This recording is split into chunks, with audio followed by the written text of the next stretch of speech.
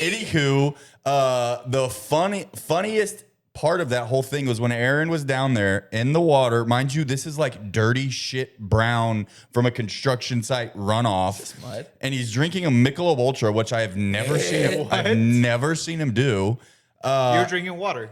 He fucking tapped on this dude's window as the dude was sitting in his passenger seat with the beer. He goes, No, he was hovering over the console like this, trying to keep, because all the water had flooded his car. So Was he's it at the high inside? ground. and he asked him if he was okay. And guy. yeah. Was the water inside the car? Yes, Oh, yeah, yeah, it was yeah. flooded. Shit.